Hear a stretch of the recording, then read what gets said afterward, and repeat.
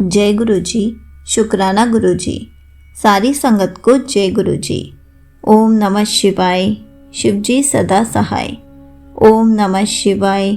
गुरु जी सदा सहाय। शिव पुराण श्री रुद्र संहिता पंचम खंड का 40वां अध्याय। शिव जी द्वारा शंखचूड़ वध। सनत कुमार जी बोले, हे व्यास जी, अपनी विशाल सेना का इस प्रकार संहार होता देखकर असुर राज शंखचूड़ अत्यंत क्रोधित होकर निरंतर उन पर अस्त्रों का प्रहार करने लगा।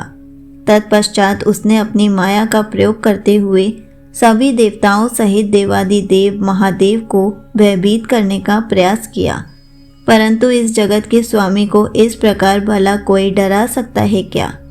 देवादिदेव महादेव जी उसकी माया से तनिक भी भयभीत नहीं हुए और उन्होंने शंखचूड़ पर अनेक दिव्य शक्तियों से प्रहार किया, जिनके फलस्वरूप शंखचूड़ की माया पल भर में ही विलुप्त हो गई। क्रोधित महादेव जी ने दैत्येंद्र का वध करने के लिए अपने हाथ में त्रिशूल उठा लिया।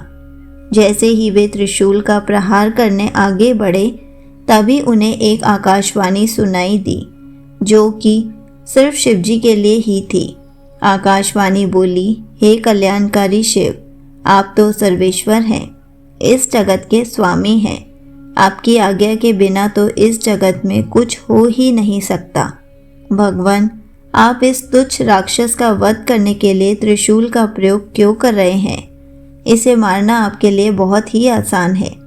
भगवान, आप तो सब वेदों के परम ज्ञाता हैं तथा सब कुछ जानते हैं। जब तक शंखचूड़ के पास भगवान विष्णु का कवच और पतिव्रता स्त्री है, तब तक शास्त्रानुसार यह अवध्य है। आकाशवाणी सुनते ही भगवान शिव ने अपने त्रिशूल को तुरंत ही रोक दिया और मन में श्री हरि विष्णु का स्मरण किया। श्री हरि अगले ही क्षण हाथ जोड़े उनके सामने उपस्थित हो गए। तब शिवजी ने विष्णु जी को इस संकट को दूर करने का आदेश दिया। भगवान विष्णु ने तुरंत एक ब्राह्मण का वेश धारण किया और भिक्षा मांगने के लिए दैत्यराज शंखचूड़ के पास पहुंच गए। वहां पहुंचकर विष्णु जी ने भिक्षा मांगी। तब शंखचूड़ ने पूछा, हे ब्राह्मण देव, आपको क्या चाहिए? मैं अवश्य ही दूंगा, परंतु पहले यह बताइए तो सही कि आप क्या चाहते हैं।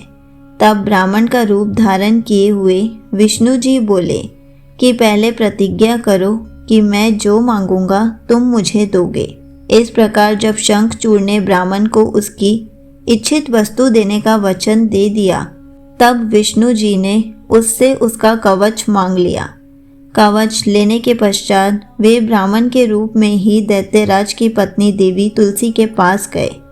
मायावी विष्णु जी देवताओं के कार्य को पूरा करने के लिए देवी तुलसी के साथ भक्ति पूर्वक विहार करने लगे। दूसरी ओर जब भगवान शिव को अपनी दिव्य अलौकिक शक्ति द्वारा इस बात का ज्ञान हुआ कि शंखचूड़ की रक्षा करने वाला कवच और उसकी पतिव्रता स्त्री की शक्ति अब उसके साथ नहीं रही, तो तुरंत ही उन्होंने अपना विजय नामक त्रिशूल उठा लिया और पूरी शक्ति से उस त्रिशूल का प्रहार दैत्यराज पर किया। उस दिव्य त्रिशूल के प्रहार से पल भर में ही शंखचूड़ के प्राण पखेरु उड़ गए। दैत्यराज शंखचूड़ के मरते ही आकाश में दुदुम्बियां बजने लगी, चारों दिशाओं में मंगल गान होने लगा और भगवान शिव पर आकाश से फूलों की वर्षा होने लगी। वहां उपस्थित सभी देवता भगवान शिव की स्तुति करने लगे और उनको धन्यवाद कहने लगे।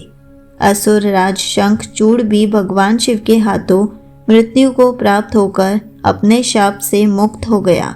उसकी हड्डियों से एक विशेष शंख की जाति बनी। उस शंख में रखा गया जल अत्यंत शुद्ध माना जाता है और उसका प्रयोग देवताओं पर जल चढ़ाने के लिए तथा घरों को शुद्ध करने के लिए किया जाता है।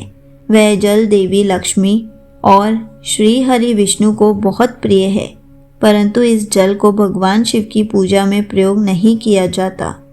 इस प्रकार दैत्यराज शंखचूड़ के वध के पश्चात कल्याणकारी भगवान शिव प्रसन्नतापूर्वक नंदीश्वर पर आरूढ़ होकर देवी भद्रकाली, कुमार कार्तिकेय और गणेश सहित अपने अनेकों गणों को साथ लेकर पुनः अपने निवास कैलाश पर्वत की ओर चल दिए। तत्पश्चात अन्य देवता भी प्रसन्न हृदय से अपने लोकों को चले गए। संगत जी, यहीं पर शिव पुराण श्री रुद्र संहिता पंचम खंड का 40वां अध्याय समाप्त होता है।